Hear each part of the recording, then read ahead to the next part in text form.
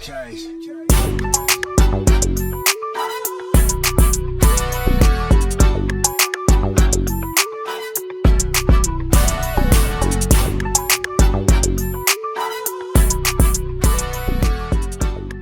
up, everyone? Welcome back to another episode of Elevated Media. We appreciate you guys tuning in. Elevated Media, we're big on telling stories. A big part of us is we want to elevate individuals, families, friends, loved ones through love, laughter, and through life experiences. So that's why we're doing this. So you guys already know me. I'm John. It's my boy Donnie. And our special guest today is Roger Taliulu.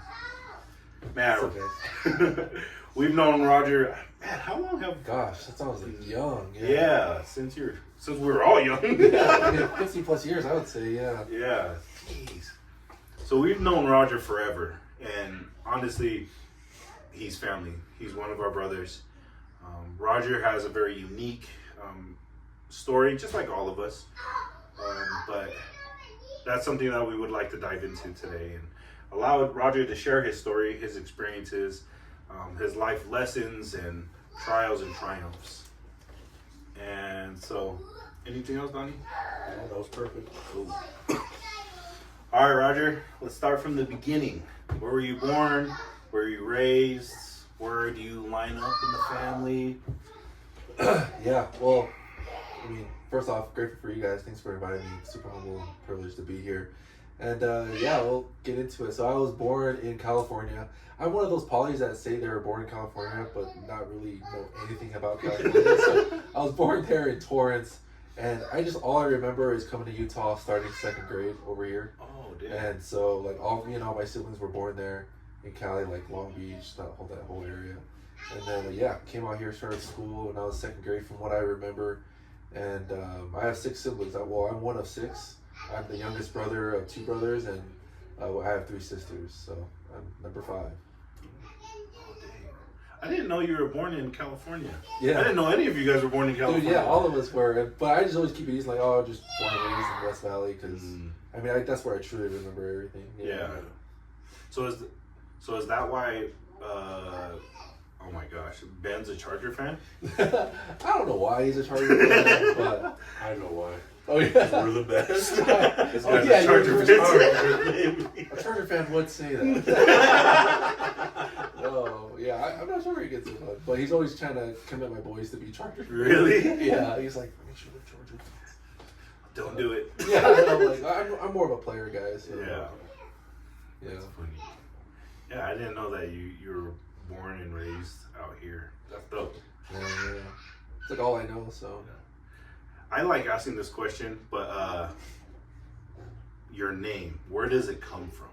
Yeah, that's funny. I remember reading that question, and I remember asking my mom. I wasn't able to ask my dad before he passed away, but I'm sure we'll get into that later. But before we were converted to be LDS, our dad would preach to us, and we would go to. It's funny. I remember memories of like us going to Redwood. Over there and just like renting one of their like little offices, and we would just go in there and he would just preach to us. And at one point I remember when I asked my mom when he passed, I'm like, where does my name come from? And I guess it was a pastor of my dad, or my dad's like pastor friend, like Roger. I'm like, oh, that's cool. Like what else about him? And I'm like, that's all my mom said. Like, oh, okay, so I'm not sure if you really liked him or you don't like him at all, so that's why you don't want to bring anything up. But yeah, I don't know nothing about him, but I've always grown up to be like, I've never met another Polynesian Roger, so that's why I named my son Roger. So keep it going. No, that's dope. Yeah. See, I just think it's interesting where our names come from and things like that. True. Just because, like that, Roger. Like, I've never heard of another Polynesian like that. Obviously, I have a Polynesian named John. Is John even a Polynesian? There's a black name. Mitchell? I was doing that for my uncle. Were you? That I just met for the first time at my dad's really? funeral. Yeah.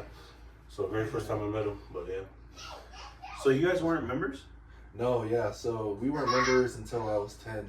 Oh, so really? my dad passed away in 2005, in December. And then I think shortly after, all I remember is just like sister missionaries coming over, and we were all upstairs, like me and my brothers, sisters, just playing on the Nintendo. And then my mom would be like, "Hey, it's time to come down. There's some people that want to talk to you." We're all like, "No!" Like we were playing Mario Kart, whatever. But I think that's why I hold a special place for sister missionaries, because that's who really got us into it, you know. And so yeah, they started coming over, and then we all got baptized. And now we're here. So I was baptized when I was 10. 10? Yeah, so like, yeah, shortly after my dad passed away, yeah. So, what church did you guys belong to a different church, or? Yeah, I think we were just like Methodist from what Methodist? like strictly, like literally my dad is the one teaching us like straight from the Bible. And I remember there was like this radio station that he would tell us, he was a truck driver, so he would be gone like weeks, months at a time, and he would be like, "Hey, remember, like at the end of the week, the radio show would like host like scripture of the week, and like he wants us to memorize it." So I would always be like listening, making sure I memorize it, and then when he gets back, we just like recite it to him. So I'm like, wow. And then now it's like, that's weird. Don't ever do that. Like I'd rather memorize and read all that together, you know. But yeah.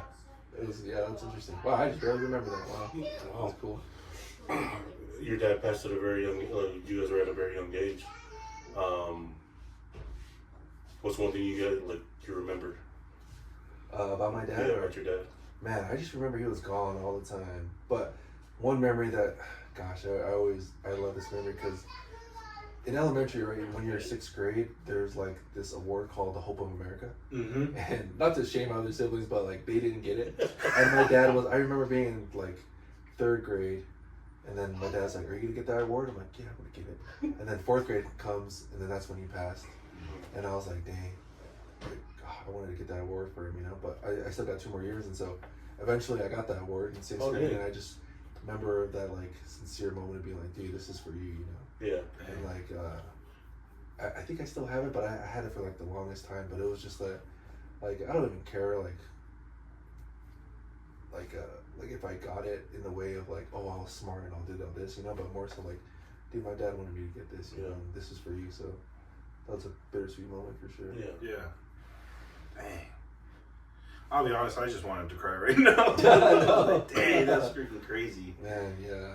It was pretty special. That's dope. It made me think of a random memory, because it made me think of my mom. And my mom always wanted me to play baseball. Oh, really? Yeah, and my first word was baseball.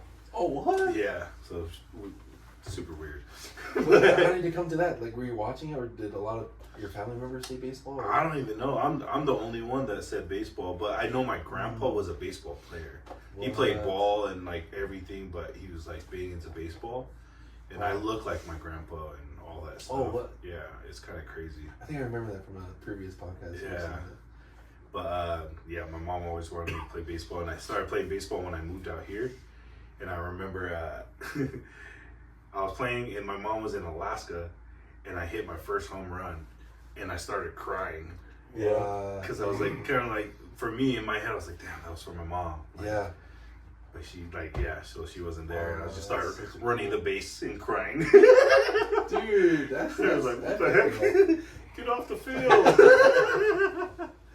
No, but that's what your memory made me think of, that memory where I'm like, dang, it's crazy. Those stories are so, like, embedded in our hearts, you know what I mean? Like, really a core memory. Yeah. Yeah. Or, I don't know. Man, I think there's something about making your parents proud that, like, there's just a different feeling when they finally say it to you, or when you finally accomplish something like that. Mm-hmm. I think with the work, my dad was very money driven, and when, obviously me, I'm not. I told you guys what I did for work, but I was at Frito-Lay making a ton of money, and I told my dad I was leaving, and like the whole time he was like, "You can make more money over there. You make more money over there." But then I finally kind of rose up in the ranks of the facility I was at. And then he finally, before I left to Nevada, he goes, "Hey, I'm proud of you, son." And I was like, "Ah." What? Start pulling out your phone. What was that? Say it one more time, please. But yeah, man, just like doing something for your parents, man, it hits different. No, yeah, because that feeling is like, surpasses like anything like you would ever achieve, like say just recognition on your own. Yeah. But like when you know, it's like it means so much more doing it for someone else, or someone else knows that like, oh yeah, I remember they wanted to do that. Yeah. It's like that much more impactful with time. So you said you're one of six? Yeah. How was it growing up with that big or that many siblings in the house? Oh man, I love that question because like looking back now, so like one of six. Like we're all really close. Like my younger sister, we're 2 years apart. Me and Ben 2 years apart, and then Ben, Precious, Pearl 1 year apart, and then Pio, my oldest brother, is like 3 years apart from Pearl. And like we were all like just super close. So like we fought each other. We did everything with each other. And I remember my mom, when she was alive, she'd always tell Ben, like, if he wanted to go somewhere with his friends, like Royal, he's like, take your brother. I'm like, yeah, you know, hang out with you or something. Like I remember she would always say like, take your brother. So that was always fun. But yeah, I feel like we were so close like growing up. And like to the point where like when I think about it, my dad passing away, then my mom passing away, it's like maybe there was a reason why we were so close, you know? Because even to this day, like we're always hitting each other up, going to each other's houses, always getting together. And now that we have kids, it's cool because they're all close, you know? And I just feel like there was a reason why we're so close, you know? I love that. I just seen you guys went to New Zealand. Yeah. Heck yeah. Dude, New Zealand was a lot of fun. So our younger sister was going over there to get married. And it was funny, wow. like maybe like a month and a half, she texted the group chat like, hey, we're actually going to get married out there. We're like, what? Like, we want to be there. So like, I don't know how it happened, but we all got together, flew out there and surprised her, and we were out there for like a week. Oh, and dude, it was really fun. Yeah. I know that's a lot of money, but I've always been one that's like, you can't put a price on memories. Yeah. Like memories, like to me, are more valuable than any physical gift. Yeah, any monetary thing you put a value on, you know? Yeah, I definitely felt that with me and my sibling. We all felt that too. And so like the way we surprised our sister, because I guess she only knew that I was coming because I was talking to her husband at the time. Yeah. And I was like, hey, we leave at this day. And then we were at this like oyster bar kind of by the ocean, and they were gonna come over there to eat. And so like we're all just waiting in there. The lady like that was gonna like seat us, she's like, what do you guys do? And we're all just waiting by the door. She's like, okay. And so we told her, she's like, okay, getting our tables ready. And then she pulls around the corner and we're like, surprise. She just started bawling. And so we had like a video of it. It's like, dude, that was super special. And for me, like I always hold like being the older brother as like I don't know, like a badge of like honor. You're like, dude, I got one little sister. Yeah. I mean, now I got two on my Kaylee's side, but it's like I just want to be that great older brother for her, you know. And so it was super fun. Like we surprised her, she was laughing, and she just kept crying the whole time too. Even while we were eating, she just like, I just can't stop crying. Man, it was super special though. Yeah, I love that. Yeah. I don't know. So I have a younger sister, Genevieve, but then like obviously BJ's. I look at BJ as my little brother, and then like Donovan, all of them. But like just that bond with siblings is so special because it's a different bond with parents than with your siblings. You know what I mean? And like you're talking about like fighting and arguing, but laughing and crying and doing all those things together and kind of being in the mix. So with your siblings, what's one thing you love about each individual? Oh man. It's kind of funny because when I was like sharing this with my wife of like what I love about my siblings, it's like it's just the first thing I think about them, but then all of them have this, you know? Like all of them share these like traits I love about them. And so like my oldest brother, man, he's been through a lot that I know of, but I know a lot that I don't know of. And so like I always just like, dude, you're a fighter, man. You overcome a lot, you're still overcoming. And that's what I love about him. Like he's always just trying to improve. And so love you, Pio, if you ever watch this, but I love all my siblings. So I want to say that after each person. And then Pearl, man, when my mom passed away, she was like the mom. She's always been the mom for me and all my siblings. And so just like her grace, her kindness, like she forgives like crazy, like super fast. And like she's always willing to take like any kid under her. I mean, she has 5 kids of her own. And like she's always like, oh, do you want me to babysit? Like, dude, you have so many kids at the house, you know, and she's always willing to babysit like our boys, and they love her house. And so I love that about her. And then Precious, gosh, she's always been like, I would say adventurous one. Like, she's always willing to put herself out there. Like, she's a flight attendant now. I'm like, dang, I've never thought she would be a flight attendant. Yeah. She's been in corporate America for the longest, and so she's wanted to like travel, and so that's why she pursued that career, and she's killing it. And so, just the idea of like taking risks. It's like I look at her, I'm like, dude, yeah, that's awesome. And then Ben, gosh, I feel like I always get a cry about Ben because, I mean, he plays a special part in like my story, my accident, and then but like he's always been there for me. I remember he said before my mom passed away, she was like, it was kind of cool. It was like she said, hey, watch over your brother, and then he was like, yeah, I got Roger, he's gonna be fine. But he was like, no, Roger's gonna be fine. Like, watch over your brother Pio. And like, but like that moment was like when he shared it with me. We were living together at the time, and like I just always remember like he'd always had my back, you know. Like whether it was like with people, with money, with people I was bringing over the house, or just like anything, you know. He was always there. So, man, I love that guy for sure. He's like my best friend. And then my younger sister Rachel, like I said before, like just being older brother. And one thing I love about her is like she's a grinder for sure. Like she just got a house in Eagle Mountain. She has like 4 little young kids. Her husband works out of state a lot, and so she's just like making it happen while, you know, everything's happening. And so I always attribute like, dude, that's hard, you know. Yeah. Like I always try to normalize like it's okay to like notice that it's hard, and like I always try to tell them like I noticed that, you know. Like other people say, oh, you congrats on their house and stuff, but like I know what it took to get that for her. Yeah. And so I mean, she's just always been super, just like on it, like pursue her dreams, and so really cool. I feel like I could go on and on about my siblings. Yeah. Those are some things I really love about them. No. Not anymore. Next question. Rapid fire. Rapid fire. Let's go. Get it done. It's like no deep convo. Just I'll say the answer. Yes. No follow up, please. Yes and no questions, please. Well, I can attest to Ben always having your back. I feel like Ben, one thing I know about him is loyal. Oh, Ben's the man, bro. Yeah, like we all grew up around each other, and Ben's always been that one. I didn't meet Ben till I was maybe a sophomore in high school, but when we first met, because I was related to these guys, and obviously now we know me and Ben we're related. Yeah. But just because I was close with them, he was like, oh yeah, I got his back too. And I feel like that's how it's always been with Ben, so man, he's always been loyal. You know what's funny? I love your brother Pio. Oh yeah. Dude, I used to always see him at the rec all the time, and he used to man. always like come and chill with me and all that stuff. No and way, yeah, he's really? like, yeah, bro. Like I love Pio, man.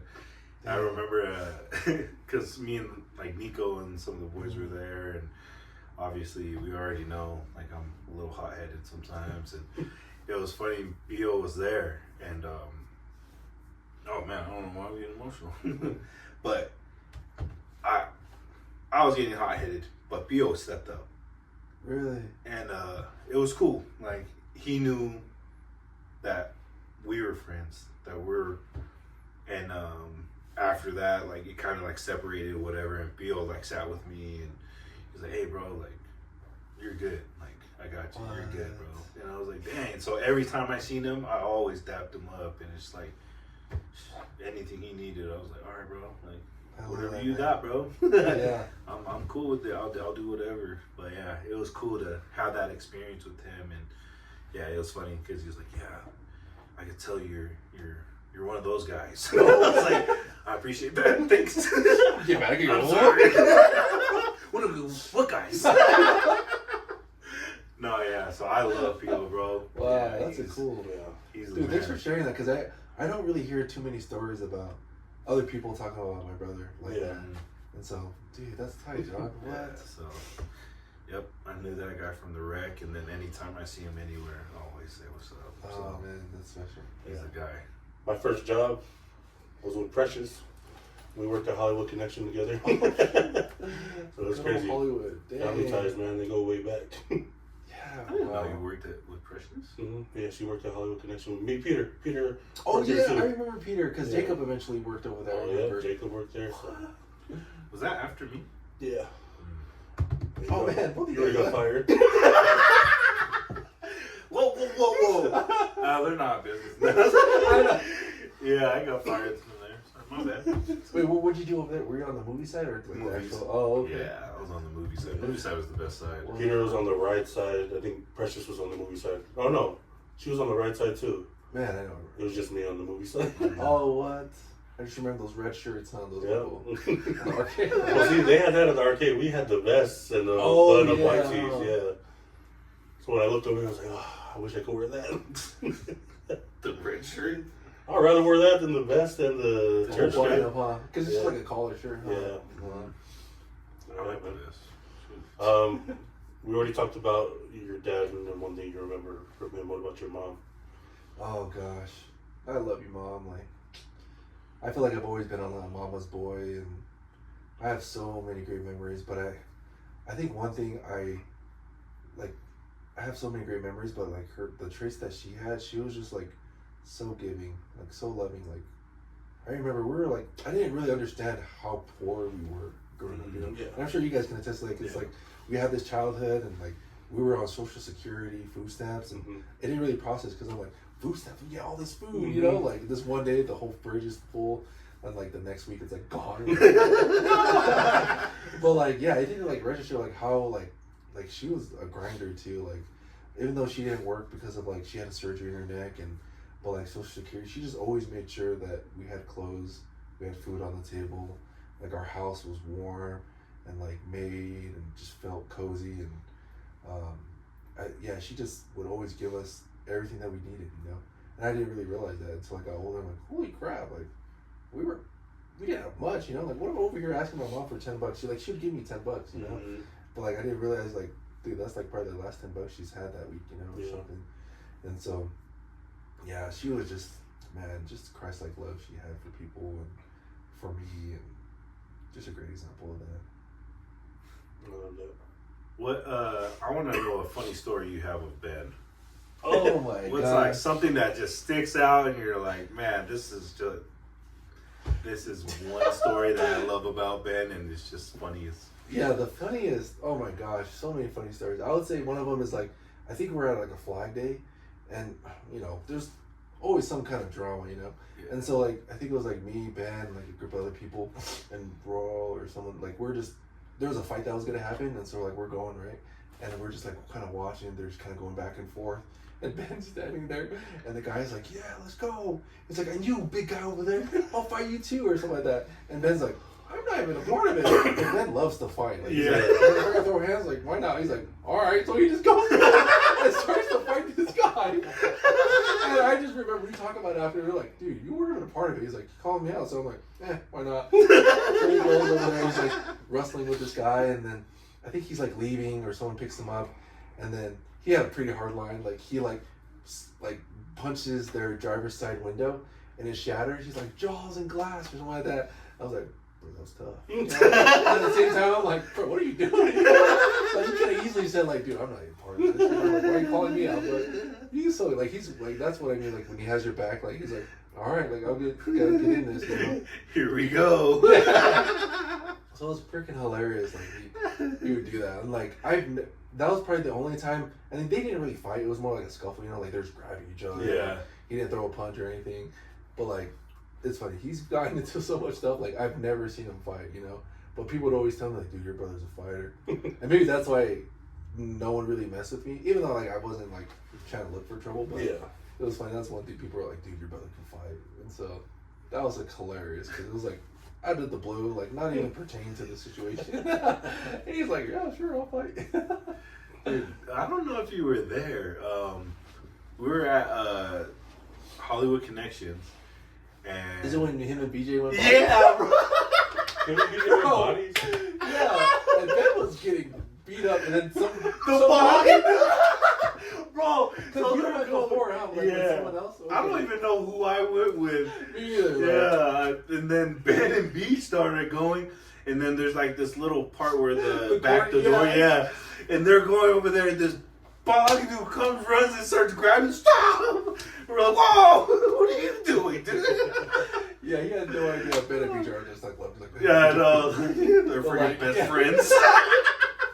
Like, you got me. I Yeah, I remember you guys called like, dude, Superman came out of nowhere. Yeah, dude, that was crazy. I was like, Dude, yeah. I always remember that with Ben and BJ. I'm like, how did that even start? Like, why did you two go against each other? Dude, man. Yeah, that was funny. I feel like you guys all tested each other's strength in that way. You're just like, hey, who can hit hard? I was like, oh, let's find out. But it was more like you didn't want to like kill the other person. It was just like, if I could just make them quit, you know? Before I see who quit. stops. Yeah. But I do want to cry.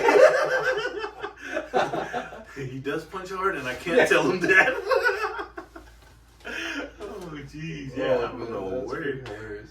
Yeah, that's always the memory that I always have. Was good. Oh man, yeah. Funny. Another funny story. I don't know if you ever heard this story of Ben. So Auntie Jan just told me this story. Recently. And she's, Ben used to always go over to Auntie Jan's house, and everyone used to be there and whatnot. Auntie Jan said, I don't remember if you remember, in the kitchen there was that computer.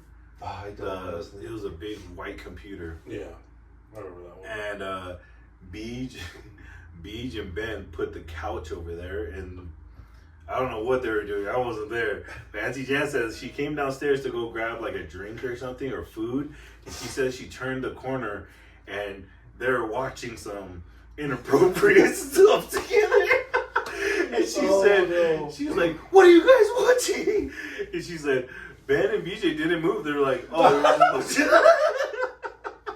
And she went and like grabbed the screen and turned it off and told them to get out and like go somewhere else, go do something else. And I was like, what? She was like, I was like, what were they watching though?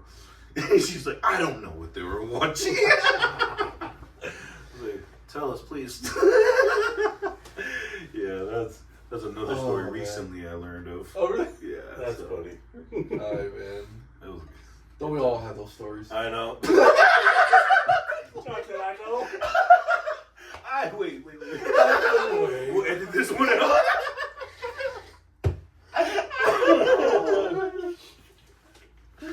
We do have those stories. Donovan always brings it up, but whatever. Next question. Moving on. Dude, yeah, I'm so happy you guys love Ben because that's how we're just all connected. Yeah, bro. Funny stories like that. One of my favorite memories with Ben was Kearns rugby. It was so much fun. Yeah, we played our senior year, man. Dude, I heard you guys were good though. Like senior year. I think we. Because Nico and them were all playing too, yeah. They played the year before. Oh, okay, that's the year, right? You guys were like really good. Yeah, so Ben was on Orem. Yeah, Ben was on Orem. Oh, okay. And then we were playing we played for Kearns. Bro, Ben and Nico went head up. What? Yeah, but they legit went head to head. Nico got this big old nugget on his head, bro. Dang. And he's like, Ben probably got nothing because his got juggernaut him. That's what Nico said. Nico's like, damn, that got a big old head. He's like, hey, is it bad? He look, takes it off. He's like, oof. That's not that bad. It's like, I look at your leg. I was like, I couldn't say anything because I knew he'd run me over. I was like, it looks fine. Please don't ask me again. Yeah, so after he played for Orem junior year, he came and played for Kearns with me and Beach our senior year, yeah. So that was fun, yeah. Monster. Yeah. I think we won state. No, you guys did it. For Division 2. No, you guys did it. We did. I got a medal. We beat Orem. That was cool part. We actually beat Ben's former team. Oh, I think he was telling me like their game plan was like stop Ben or something. Like, I remember him saying something like that. Ben was a beast. Dang. Don't be a hater, dude, and just say no way. You know, I saw pictures of the medal ceremony. Whatever. He's like, it's actually the medal. I knew you were going to say something. Crazy thing is, I hold this in my pocket all day, every day. this is the only accomplishment I had in my life. I always said hold it with John because John likes to discredit everything. Dude, that is Just so joking, funny. bro. It's Bring out cool, your man. plumber certificate, okay? Yeah, bro. Shit. Oh shit! I will, bro. Alright? I got other shit. I got testimonials. You want to see how good of a job I did? 5-star reviews every time, okay? Oh man! No, but to go on that, so we went to New Zealand, and I met like a first cousin that we haven't met in our whole life, and he was telling us that our dad was like a super good rugby player. Really? Yeah, I never knew that. I was like, whoa, really? So I'm like, I looked at Ben, I'm like, man, that's why you're so good. But I thought that was kind of cool to share. Ben was a beast. Dang, that's cool. That's cool to learn that about your dad, though. Yeah. You know what I mean? Like, because like that, like we only know Ben, but to like see him like thrive in that, and then it's like, oh yeah, your pop's like that too. It's like, oh shoot, like it is genetic. Crazy. I know, like, dude, that was good. So with that, how did you get the genes of dancing, bro? Oh, dude, Where does that come from? But I just remember I was like so inspired watching Jabberwockies, dude. That's where it stemmed from. Bro, that's where my thought goes to with you. I was like, Oh, really? He Bro, dances like a Jabberwocky. We had a football banquet. I don't know if you remember this. Oh my god. But Roger did a dance in the middle of the courtyard, and I was like, I only seen this on TV. This guy is so good. That's why I'm like, Paying oh, for this. dude, no, I love dancing from Jabberwockies and watching like America's Best Dance Crew Mhm. and like seeing them like how do they move like that? And so it was funny, like my brother-in-law, I guess I made videos on like their little camera or something where he like would send me videos. It was like me when I was like, I don't know, maybe an 8th grader, 7th grader, and I'm like practicing in the garage just recording, because I would do that. I would like go in the garage, put a camera, and just start dancing just to see how it looked, you know. Yeah. And I was like, okay, these moves are too small, make it bigger, or like make Yeah. it more flow, you know. And so yeah, that's like really where it came from, like just self-taught from like seeing what they do, Yeah. and I don't know, I just loved it, so I just kept doing it. That's crazy. Yeah. That's cool that like your thought process is like, I want to film myself to learn more. Like, Yeah. I need to, like you said, like make this move bigger or whatever. Yeah. Gosh, dang, you're legit then. No. Yeah, I just wanted to like just get really good, you know. Yeah. And so that was just one of the ways. Yeah. Did you ever battle? I don't Yeah, know. it's- I've never been in like the dance world or anything, but Yeah. I started battling more when like after high school, and so I mean I didn't win anything, but I would like get like past rounds and stuff, you know. But that really honed me, because I was like, dude, I was good, but like when you play a song that I don't know, I'm like, I can't hit any beats, you know. And so like I would like do whatever, try to accommodate and go good with that song. But yeah, I mean when I joined New Tribe, you guys heard of that, right? Yeah. yeah. So that was like how me and my wife met, and then but New Tribe was going, and we both joined. But yeah, like an all hip hop Polynesian dance crew, and so we started like battling, doing performances out of state, doing like every gig we could do, and so yeah. You never battled at the skating rink at Hollywood Connection? Dude, that's funny. I think I have. 'Cause I remember Royal was talking about it. Oh really? Yeah. Dude, I can't really remember that much, but I'm pretty sure I have. Yeah. Because there's always someone doing the jerk. I'm like, that's not dancing. You know what I mean?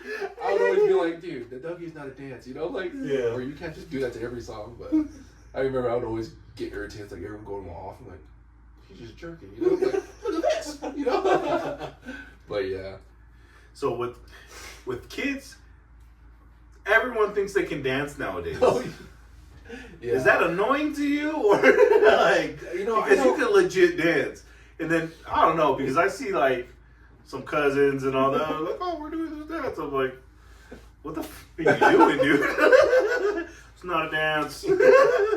Oh man, that's funny. You know, like I do like it's kind of not disheartening. It's just like sad when I see a really good dancer on TikTok and they don't get a lot of views, but like this person's like doing a trend dance, you know, they get like millions of views. I'm like, I mean that's a trend. They go and come, you know. Like, Yeah. this guy's actually legit at dancing. Yeah. But they only have like a couple hundred, but it's funny when you say about kids, because like me and my wife are both dancers, and RJ, this one I brought, and he like picks up music really good, and like he bobs his head, he starts doing stuff, and so it was kind of cool, like indirectly, like he got it, without me like dancing in front of him or like telling him how to do stuff, I mean, I'll dance in front of him, but like it's cool to see him like pick it up, and he loves it too. Yeah.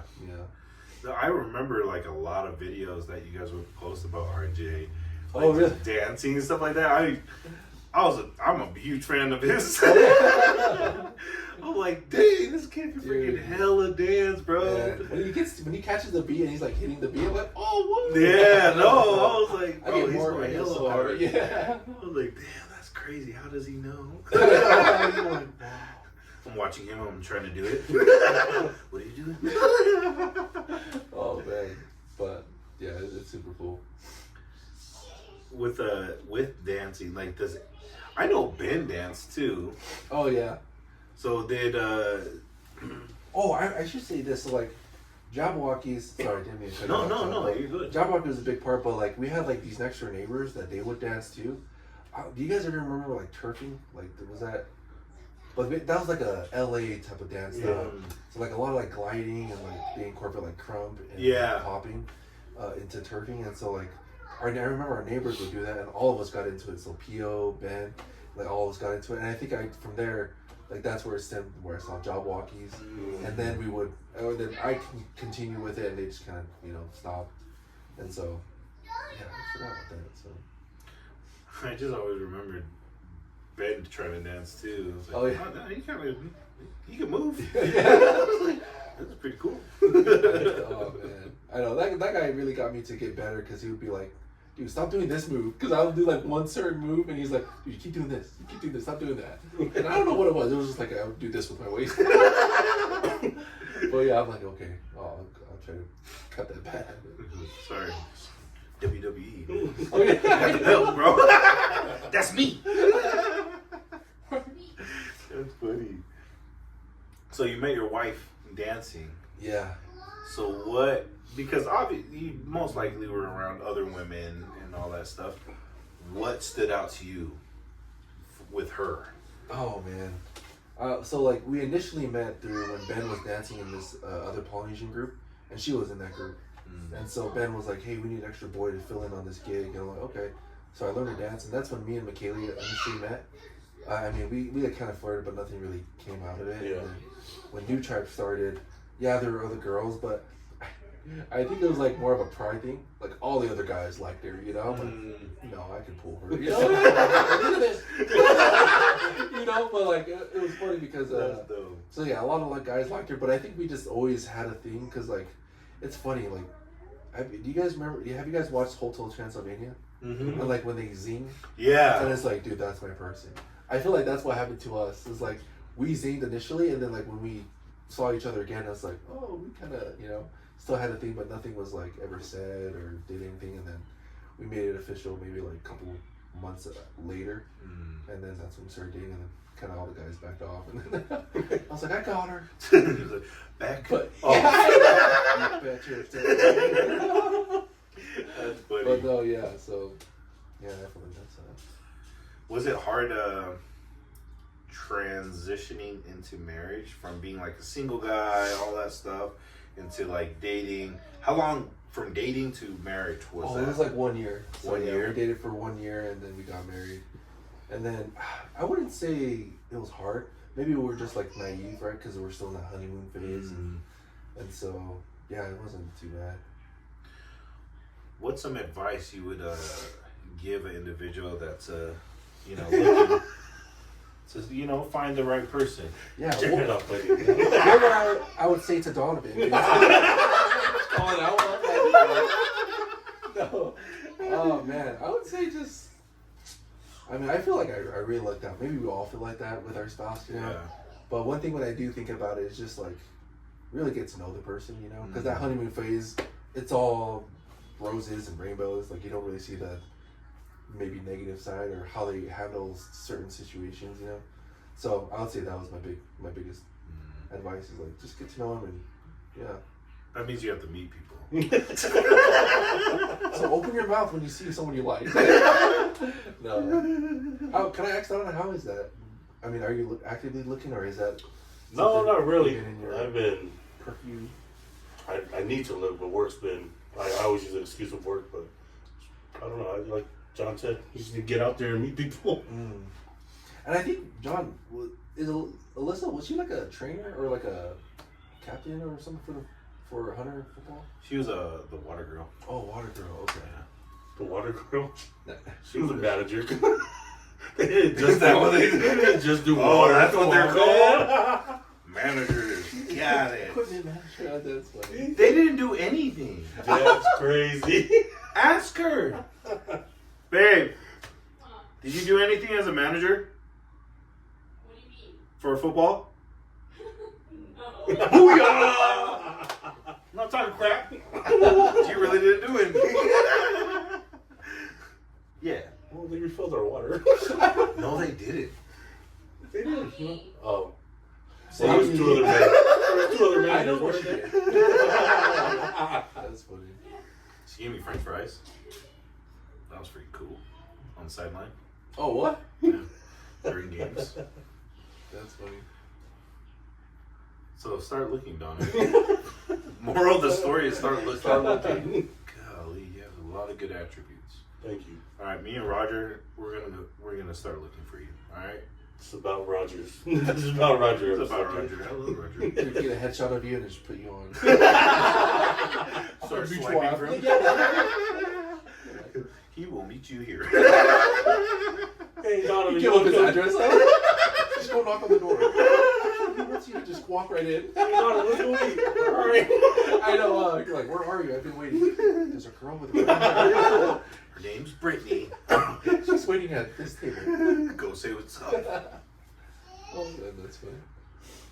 So when those, because the honeymoon phase does go away. Yeah. When you started seeing those little things or whatever it was, like for me and Les would get mad at me because, like in the beginning, because she's super neat and like whatever, like orderly. Yeah. Her toothpaste, it had to be rolled. Oh, really? Yeah, and then like that's how you did it. But for me, I just squeezed wherever. I was squeezing the middle. If it comes out this way, they go yeah, out. like I'm just squeezing. I'm just trying to get toothpaste. But there's always those man. little knacks. So how did you overcome those things, or big struggles that you guys had? Yeah, that's a funny question. Like going off like what you were saying, I think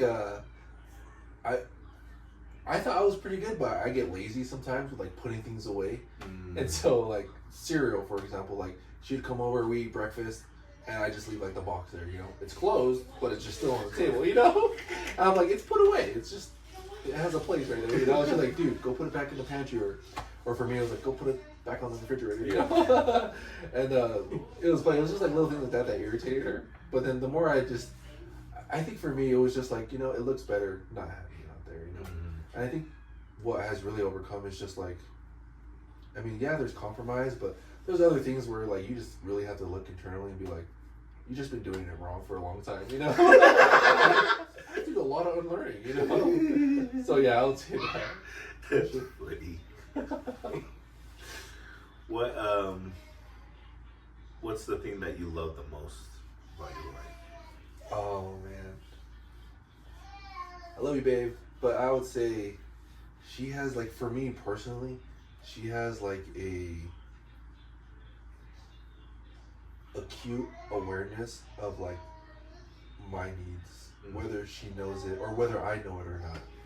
And I mean that because, I say that because like there's like times where I don't need like a certain thing at home, and it's like she would order it or she would do it for me. I'm like, dude, this is like a game changer for me. Like, thank you so much, you know? Yeah. And like, I can't think of it right now, but like, one of the things are like, something in my shelf that will help me like easily grab it, you know? And like, I never had anything like that because I'm like, I don't need that. But like, she made my life a ton easier by getting that for me, you know? And so she just has that awareness that like, whether I know it or not, like, I need it, you know? Like, it's gonna benefit me for sure. So I would say that. Dude, that's the best. Like, wives are the best. Yeah. Because of that, like, I feel like men are like, nah.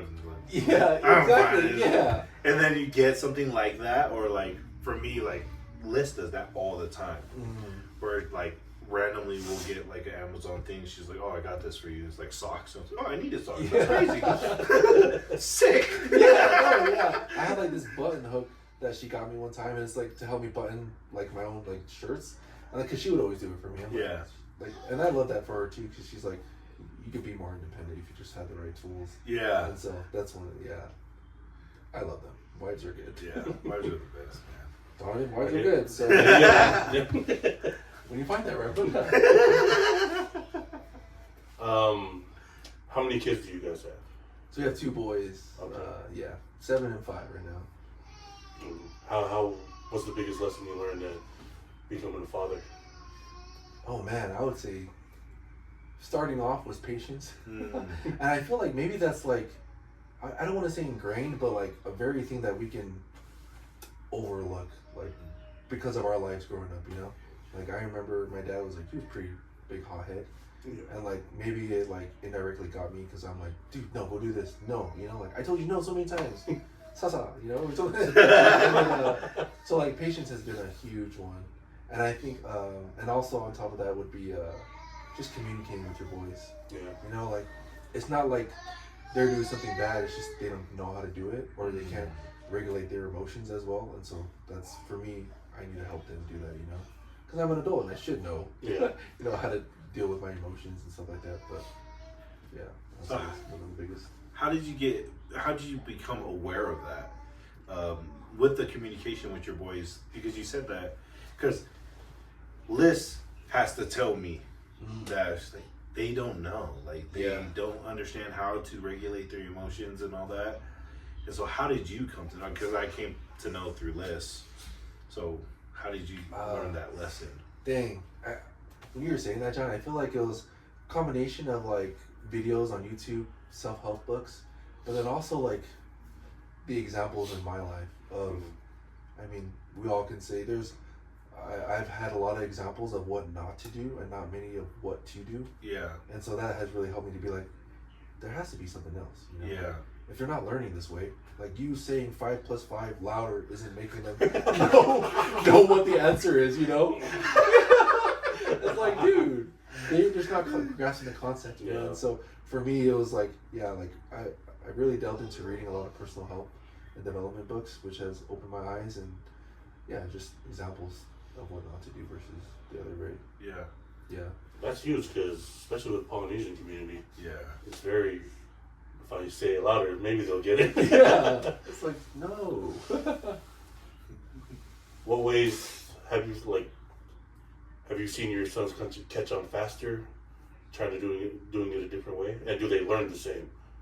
Oh man, no. I would say very similar in ways, but yeah, I feel like there's been a big difference. I think just me just like slowing down. Like I love telling like storytelling to them of like how to figure out problems, and I think with my injury, it really has helped them be problem solvers already, you know? Mm-hmm. Like if I can't get out of bed fast enough and my wife is out doing stuff, they would make their own breakfast at like 4 and 2 years old, you know? Yeah. Like they're over there pouring their own cereal or stuff like that, getting stuff from the fridge, and they would just know. And so it's been,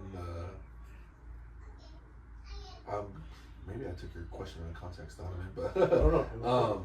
yeah, I just feel like that has really helped, like slowing down storytelling, and like just seeing the rewards, you know, of how they're communicating. I read this, I listened to a lot of audiobooks too, and I forgot what the book was called. Oh, it was How to Measure Your Life, by a guy named Craig Christensen. He used to be of the 70, very successful guy, and he mentioned in his book, like when a child is from 0 to 3, when the parent is like well educated or went to college, he says, they tend to talk to their children more. And like when someone didn't go to college, they have like significant decrease in how many words they talk to their kids. But basically what I'm trying to say is like when you talk to your kids a lot more from 0 to 3, in any capacity, like not like baby talk, but it's like you're just talking to them, like they will retain a lot more and be a little bit more smarter than kids that don't get that, you know? And so that was one thing I was doing inadvertently, which I didn't realize. You know? Yeah. Because I talk to my boys a lot. Like my injury gave me more time with them, and like I'm always constantly talking to them like about their day, about what I'm doing, how I do things, and I really feel like that served them well. Yeah. Being their own problem solvers. Yeah. You turn on the light. Come on. I was like, it's getting dark in here. Sorry, I probably took that question. No, No, that was perfect. that was dope. Because Liz is the one that taught me that. Yeah. Because she loves to read, and I hate to read. Yeah. I was like that too. But now, like you were talking about, I love audiobooks. I love listening to general conference talks. I love listening to the scriptures, things like that. But something that Liz does with our boys, and like I do it too, but I just do it different, is we'll read to them. Every single night we read to them, and we do our affirmations. But we always, like ever since Zion was born, and he's turning 4, Liz has always said, like, don't talk to him like a baby, talk to him normal, like that's gonna help them develop. And it's cool that you're saying that too, because no, dude, I think that's a big thing with RJ. Like, he's so smart. Yeah, you see it in school, and like, I just never did that because I'm like, I mean, he doesn't need to be baby talk because he gets that already from everybody else. Yeah, but like for me, it's like I remember he was like 10 months old. I'm like, why are you crying? You don't need to cry. Like, here's your bottle, you know, like stuff like that. And he would like be like, come here, you know. Or but like, yeah, I just remember that's cool, man. She does that. Yeah, it's like another testament of like, I mean, it works. Yeah, because I look at Zion, like, that guy is freaking smart as heck, dude. Heck yeah. And it's like super weird. Like, I'm like, I know I wasn't that smart. I was like, maybe because no one talked to me. I was like, from 0 to 3, no one talked to me. That's why I can't read. It's not my fault. Oh, dude, that's funny. No, yeah, because like on the audio, it talks about like, I think like when they're like an educated person talks to the children, it's like 62 million words by the time they're 3, and then like this below it drops dramatically to like 48 million. So like 20 plus million words, you know, that they're not being told, or the tone of it too, and stuff like that. So I'm like, dang, crazy. Yeah. So that's tight, man. It's all Liz, man. Because I really look at my boys, and like kind of like what you're saying, like with your boys, like problem solving and all that. Yeah. Zion was like doing like puzzles, and I'm like, bro, I can barely do that puzzle, bro. Dude, that is. How did you know that goes there? Yeah, no, for real, huh? Yeah, so like it really is like that. When you saying that, I'm like, whoa, that's crazy. Like, yeah, that's a real thing. Man, it is. That's how your boys are doing that. Yeah, it's wild. It's all this. I'm just here. I'm just supporting. I'm just here so if they don't do that, it's like exactly. It was like, hey, do the thing your mom says. No, that's exactly what it is. I'm like, I'm sorry. It was just like, don't give him candy. So I'm like, don't get candy. Go read a book. See me after. Yeah, exactly. It's like, why does Dad eat candy? I don't have to read. Oh yeah, and then sorry, just to add on to that, something else that the book talks about too is like, us as parents, just because we say so, is like the worst thing we can say for our kids, you know? I mean, just something like what you said, like, cause like I be doing that too. I'm like, no, don't just say that, and I explain to them why they can't do a certain thing. Yeah. But sorry, man, I'm not trying to give you guys any. No, well, that's funny because that's what Liz does. I'm telling you, dude. Dude, like, me and her have a go. Liz is the best. So why are you seeing here? No, that's exactly. Man. So prime example. Last night, Zion, you know, he's tired, frustrated, like hungry, and so he's just saying no, I don't want to do it. No. Yeah. And then I'm already freaking heated. And I'm like, hey, just do it. He's like, golly, and like, you know, I'm getting frustrated, and Liz is like, stop. He's like, why no? Why this? Like, why are you feeling it? What are you feeling right now? Do you need a hug? Great question. And then he'll come, and it was super cool because like, she was like, do you need a hug? Do you need a cuddle? And he's like, yeah. He goes and cuddles her, and then he says, Mom, the cuddles aren't working because I'm still sad. And then Liz's like, oh, what are you sad about? But me over there sitting on the damn couch eating chips, I'm like, I'm trying to watch the show, bro. I don't care about your cuddles.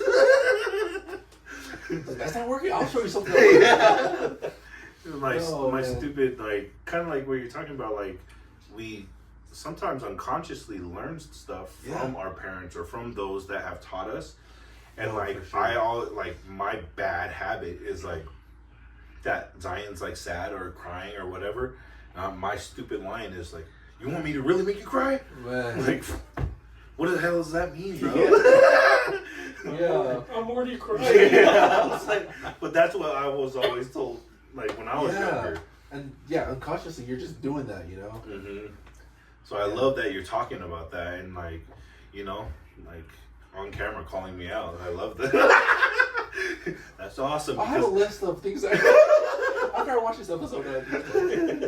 No, but it's funny that you say that because that's what Liz tells me. Dude, that's cool. So literally, you just saying the same thing. I'm like, fuck, I need to do better. People will not see this. We're gonna go ahead and edit this.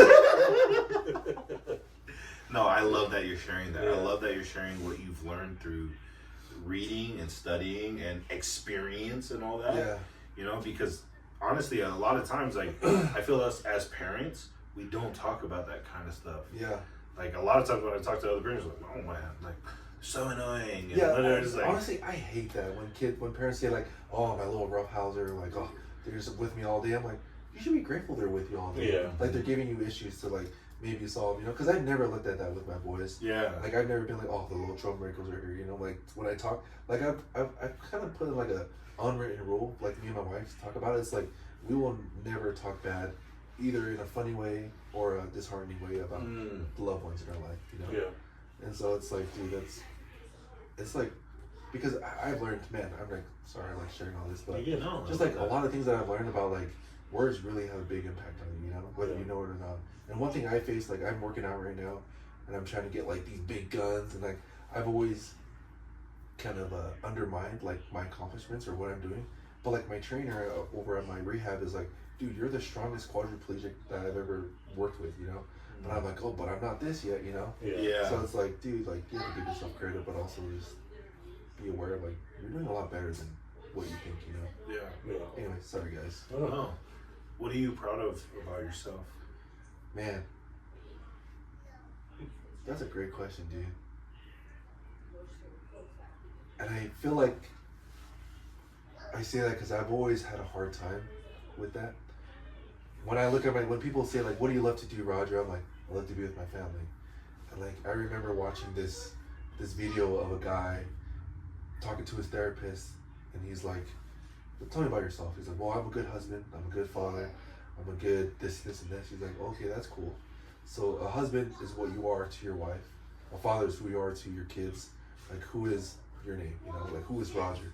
And I've always struggled with that. But I feel like I'm in a place where I'm saying, like, dude, I am where I'm at today versus where I was, like, out of the hospital. Like, I'm 5 years post-injury. And I thought I would never make it to where I'm at today, you know? Like, in the capacity of, like, what I'm doing to start my own business, what I'm doing to be for my wife, you know, all this other stuff. It's because I did a lot of hard work on myself. And I would say that's the biggest thing I'm proud of. Is like, I didn't let this circumstance define who I am, you know? Like, I love President Nelson talks about, you know, the focus, not in these words, but basically paraphrase that, like, your focus shouldn't be on your circumstance, your focus should be on, like, Heavenly Father and the joy you have, you know? And I feel like that has really helped me in my life. Yeah. With where I'm at today, what I've overcome, and the mindset I have. Yeah. With this, but, Well, yeah. let's get into it. What happened that night, the accident? Tissues, oh man. Man, this. You do have tissues. Okay. What the? That was from the last podcast. Oh, And the nice. one before that. Oh, Gosh, yeah. So my injury happened on March 8th of 2020, and I went to go visit Ben, and we were on our way to go to like Lowe's or something to get like a door, something you can put in his house, and you know how Utah has like flash floods of like it rains super hard for like 15 minutes, goes away. So I guess that happened that day, and this is all recalled to me. I don't know anything about that day. And I guess we were going, and then we hit a puddle of water, and we hydroplaned. And then we're on Mountain View corridor, I think in between like 78 and like 62 or something like that, Yeah. heading north. And then yeah, he told me we hit a puddle of water, we hydroplaned, lost control, and we rolled. And he said like we rolled like several times. And then we landed like on the embankment side and we were upside down. And Ben was like dealt with whiplash, but when he looked over at me, the roof on my side caved down and crushed my neck. And he noticed that like my neck didn't look right. And he was just like calling my name, I'm not responding. I'm still in my seatbelt, and so he would like try to come over to me, and he told me that he would like try to alleviate all the pressure on my neck. And I'm upside down, you know, and so that's a lot of weight he has to push up. Back then I'm like 260, like fat lord. And so like he's like really pushing up my shoulders, and then finally paramedics come and they take me out, and he thought that he lost me. Like my eyes were rolled back, like my tongue was purple, my lips were purple and like out, and the paramedics, he can hear that they were saying like he's not responding. And as they were taking me to the ambulance, he was like, Roger and Money, oh man. And he said that Roger and Money need you. Those are my boys' names. And he said it several times, and I guess after one of the times, I started like, I guess I did like this big like growl, like maybe trying to gasp for air or something, you know? And he knew at that moment, okay, he's not dead. He's still with us. And so they put me in the back of the ambulance, and there I go, off to IMC. And so he tells all my siblings, calls my wife, and says, like, Roger's been in an accident, you need to go to the IMC right now. Click. And my wife is like, what? Like hysterical. And before that, I dropped my wife to her aunt's house that lives on Bacchus, so just like close to Mountain View. And they were going to the hospital, and she told me they went to the light of Mountain View and they see an ambulance passing by. And she was like, I just knew that was you. Like her heart sank more than it was. And they're like, dude, Roger's in the vehicle. And so they go, and I finally get to the hospital. And it was cool. I was reading my notes on like my injury when I was admitted. And there's like this thing called the Glasgow scale. And it's basically how severe someone is. And it's like 1 through 6, I think, or some number scale. But I was like or like anything below a 3. That's what it was, because they test like your vision, your movement, and breathing. And I was like a 1 on all of them. So I was like, this guy like needs some like life-saving support, you know? Yeah. And I was like, holy crap. And yeah, that's how the accident happened. I love my brother, and I really tell him like, dude, he saved my life. Like, whether he knows it or not, like, I guess even before my accident, he was telling me I didn't have my seatbelt on. And I'm like a stickler for a seatbelt. Like, and so like, I guess he was telling me, like, dude, put on your seatbelt. And I'm like, okay, you told me to put on a seatbelt. And I guess like a minute later, that's when we hydroplaned. And I'm like, holy crap. And I know people will say like, so I was in the passenger seat, he was driving, and like, oh, was he going too fast? Or this and that, you know? But at the end of the day, it's like, we had other people there, like, there was like someone, I guess, behind us that saw the accident, and I actually met them, went to dinner. We're still keeping in touch today, yeah. And they were saying like, dude, everybody was hydroplaning. And I guess we just had like not the best tread on tires, and that's why we really hydroplaned. And so, like when people say like, oh, how did it happen? It's like, at this point, it doesn't really matter how it happened. And I mean, I have no guilt, no like blame on my brother. And I know the guilt still carries pretty tough on him, but I mean, we always talk about it, like, dude, like, I love you, thanks for saving my life, and like, I really don't have any emotions towards it, just like, I'm glad I'm here with you, I'm like, I'm glad nothing happened to you, like, he just had like whiplash, and so, yeah, that's pretty much what happened. Recovery, the road of recovery, what does that look like physically and mentally? Man, recovery was tough, man. I think it was a lot tougher, not only because I was dealing with this, but the very next week, COVID shut down the world. And so I couldn't have my wife, no one to visit me there. Luckily, my wife was like knew a nurse there, and she snuck an iPad to her, and then she gave it to me. So I was like on FaceTime with him every day. It's like, that was like, I would say the biggest one, not having my family there. It was like, dude, this freaking sucks. And then just like everything I had to do in the hospital, like it was so strange. No one knew what COVID was. And so like they're all masked up, facials and everything, like the shields, and they were just like taking precautions. But like I remember like several nights like I could only eat ice cubes, and I'm like starving, you know. And then I had all these wires in me, feeding tube and stuff like that. And like that was another thing. I was like, dude, this is hard.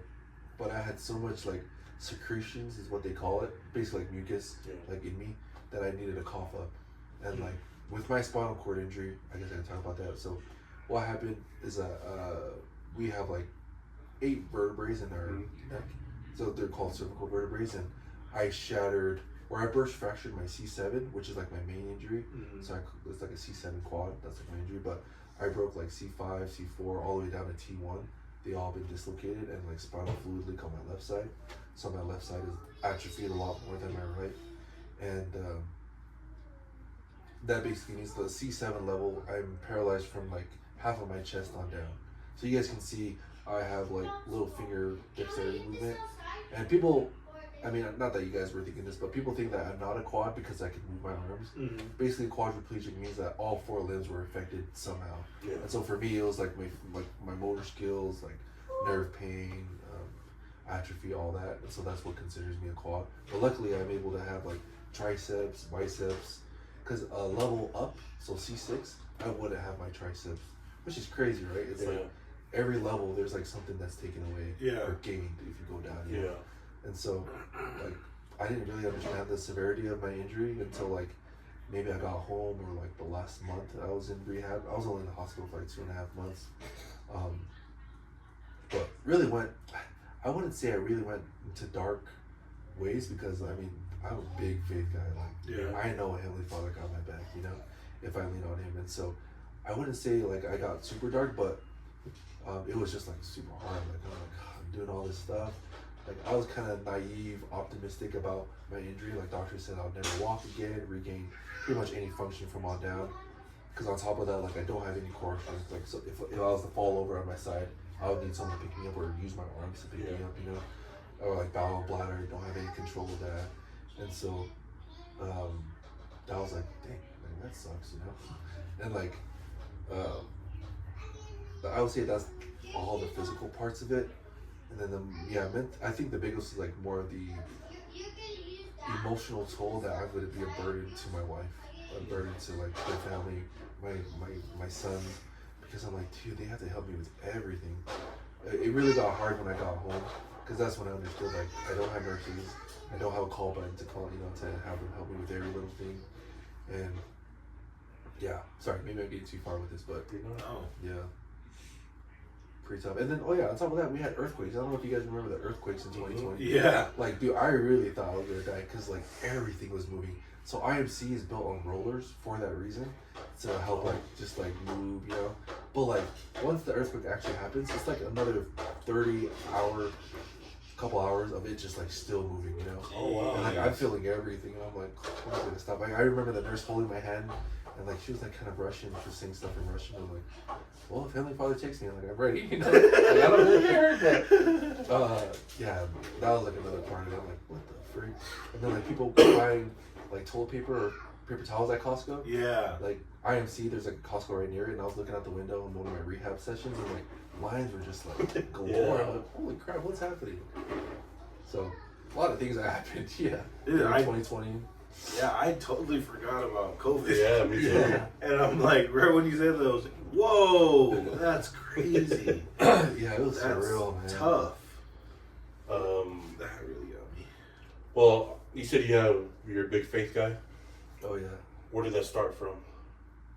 Man, I feel like it started super young. I think with my dad passing away. Okay. And I don't know. I like to say like I was built for having this because of everything I went through prior. So like losing my dad. I mean, I was 10, so I was kind of like a little naive of like, oh man, I'm sad. But it's like, I remember like the next month, I'm like, oh, okay, you know, like this is life. Yeah.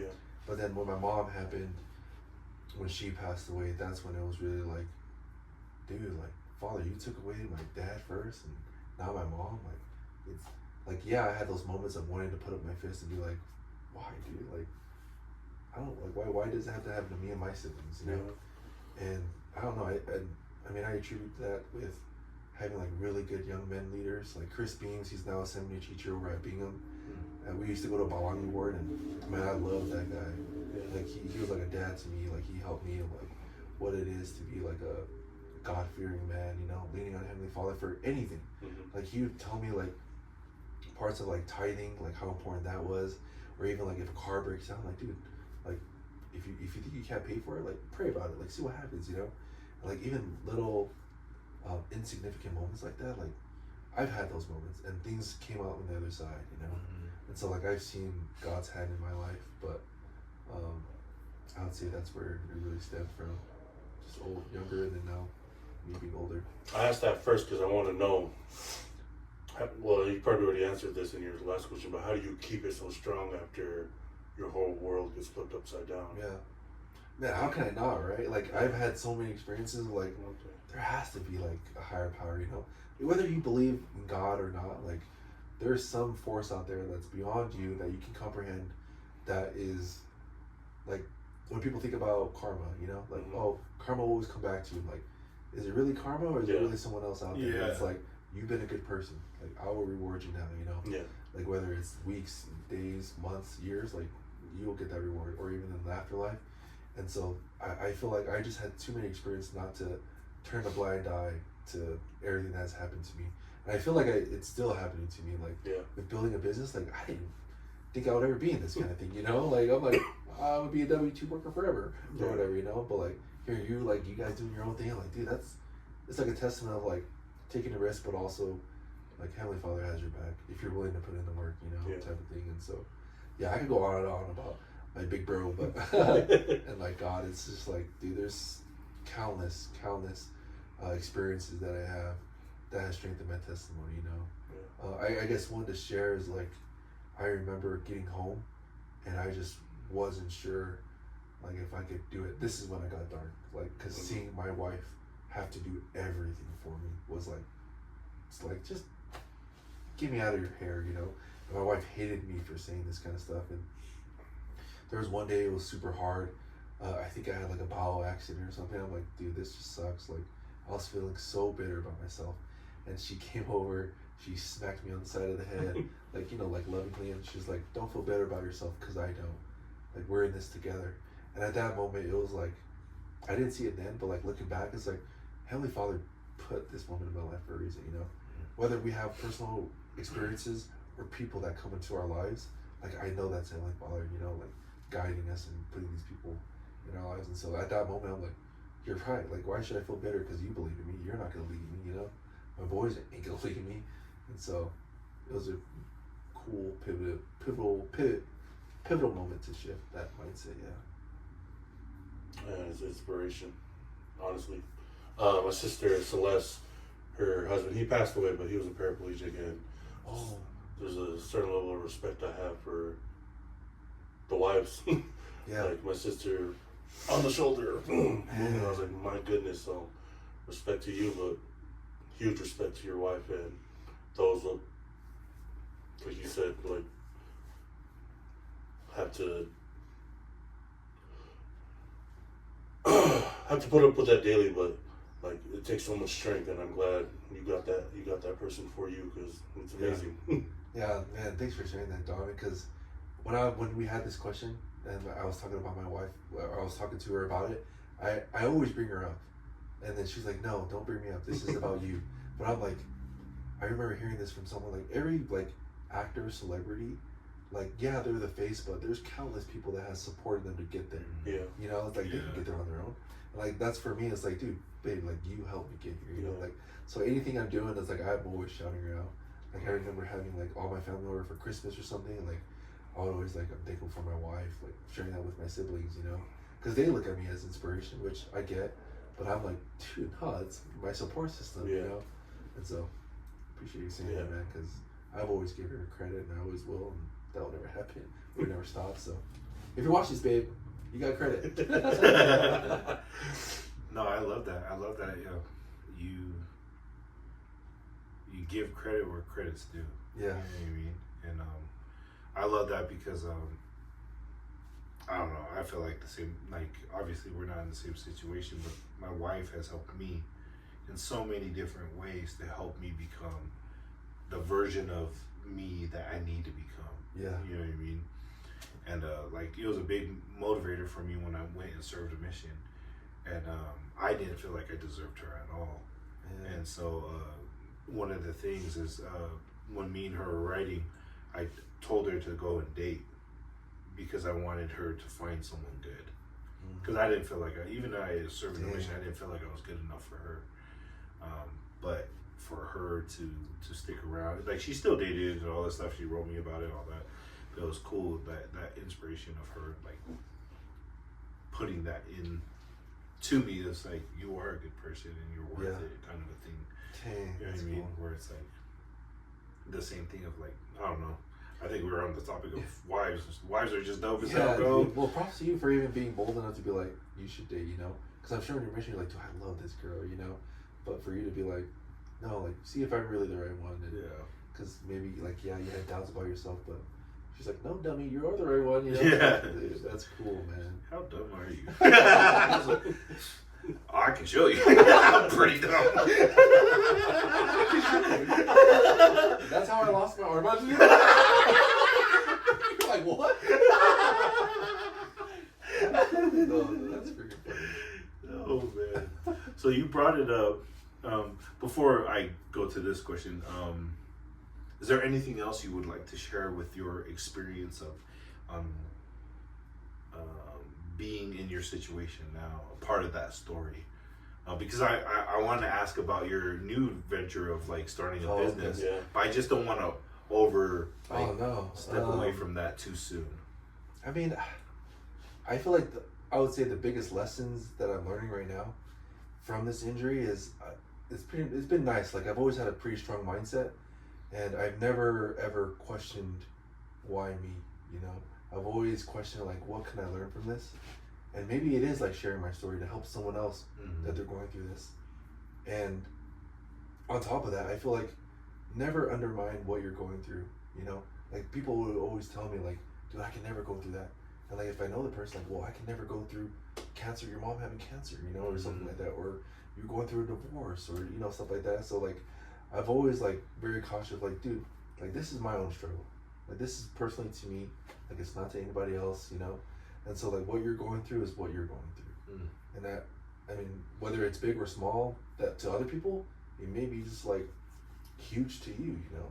Yeah. And so that's what I mean, not what I want to tell people, but it's just something that always comes to mind when people are like, dude, how can you do that? How'd you overcome this? You know, like just like how you overcome other stuff, you know? Yeah. Like it's just looks a little bit different. Yeah.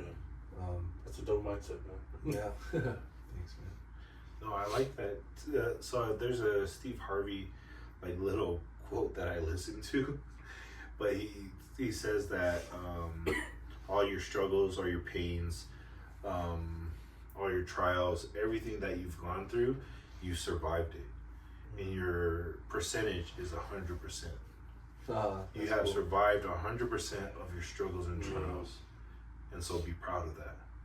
Dang. And that's tight. kind of like to your point where you're saying like we all have our own things that we're working on and struggling with and working through with Heavenly Father, and so the comparison of each individual, it really is the thief of joy, because we're like, well, I don't have it as bad as the kids in Africa. Yeah. I was like, yeah, but they're probably like, dang, you guys have it bad over there. We're free over here. It's like you guys are processed up.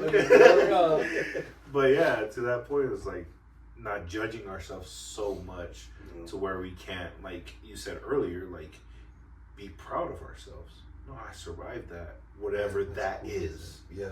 And so I love that you're talking about that, and your mindset is like that, where it's like, no. Yeah. Your story is your There story. was one question that you guys said. Sorry, if I can. No, go because I for it, didn't really. I felt like my answer was good. But it was when you guys talked about what's like one lesson I want to teach my boys. Yeah. And so of course I love reading like personal development books, and like there's a guy named Jack Canfield. I don't know if you guys know him, but he's like a renowned author, success coach, like all those things, you know. And in this book, Success Principles, he talks about this equation called E plus R equals O. And I don't know if you guys heard that before, but the E is events. So anything that happens in your life, right? Whether it's good or bad, those are the events in your life. and then he says plus R, which is our reaction to those things. And he goes on to say like not like, yeah, the events are big in our life, but even bigger is how we respond to those things. And then the O is the outcome, right? And so it was cool. Like that's my biggest lesson, and I think my boys are grasping that at such a young age. Is like they're looking at our dad, like their dad, like, man, even though he can't walk, but look at what he's doing, you know. And the biggest thing is like the attitude part. Like it's cool. It's kind of hard to teach them because like when I tell my boys no, like they think it's like the end of the world, you know. They're like, no, what am I gonna do? I'm like, dude, you can go. Like if I say no to games, they're like, what am I gonna do? There's nothing to do. I'm like, dude, you can go outside, you can draw, you know. And so it's kind of funny to teach him that concept, but it was cool. That same concept was delivered to a guy named Timothy Knight who worked with Urban Meyer when he was at Ohio State, and that's when they took. He accredited a lot of like the mindset and teaching of that to their 2014 national championship. Oh, wow. And I was like, whoa, that's pretty dope. And so That's wild. like I love success principles because you can really apply it to everything in your life. Yeah. You know? Yeah. But that was just one thing I wanted to add because it's like literally like I don't have to teach my boys that. I apply it in my own life and like people can apply in their life. Yeah. E plus R equals O. Yeah. I love that. So events plus reaction equals your outcome, you know? Your outcome. Because like we always hear like people can have a lot of money but they're miserable, you know? Yeah. Like why is that? And so it's like, well, maybe their reaction to it is like not good, you know? Yeah. Or whatever it may be, but yeah.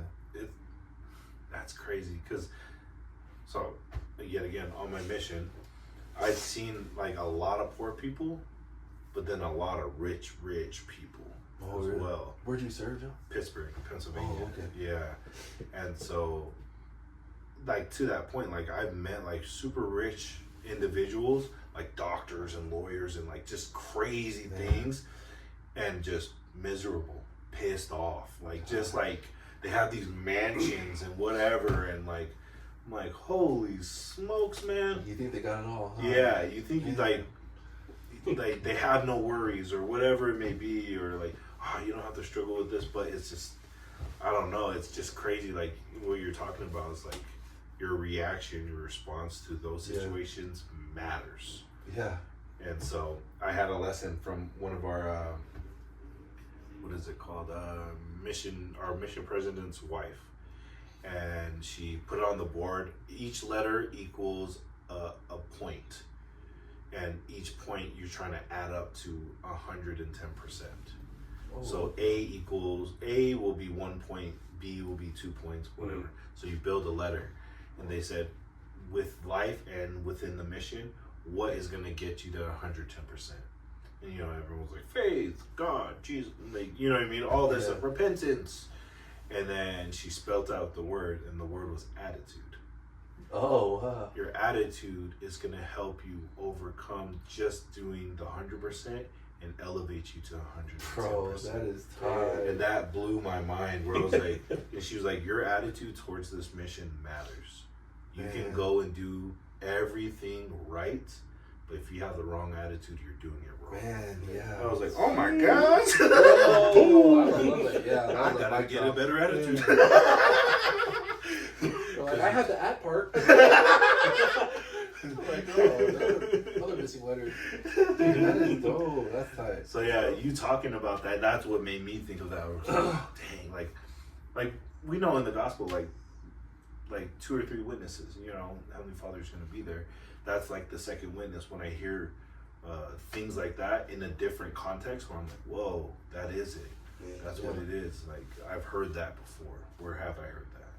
And so I love that, where it's just another witness, another testimony of that truth. Well, that's just like the last episode where I talked about my coworker that went to Kenya.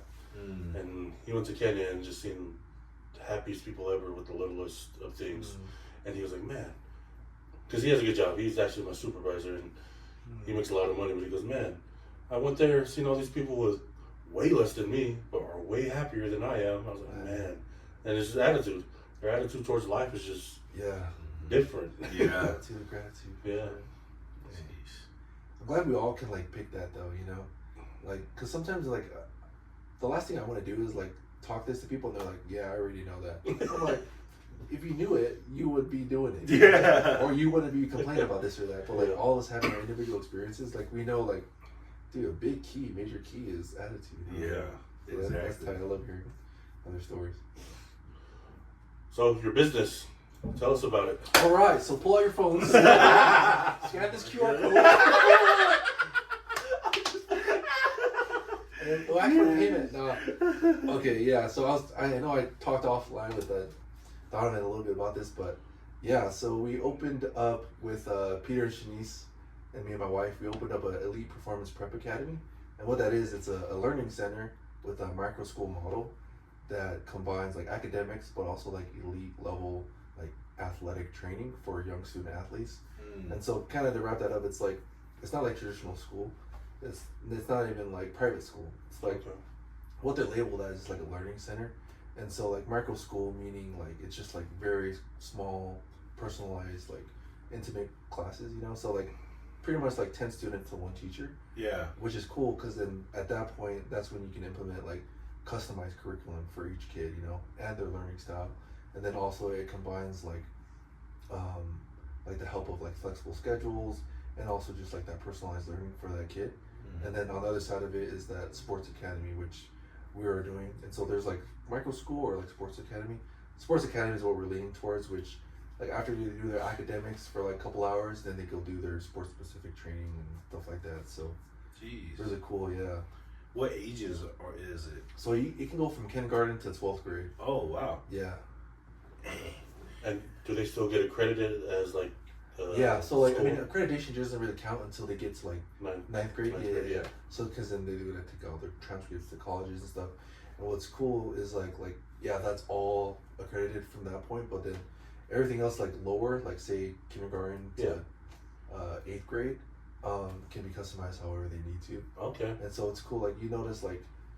I mean, I always hear from like very successful people like, I hated school, you know? Like I didn't want to go to school. It's like, because they weren't learning what they wanted to learn. Nothing really interested them, you know?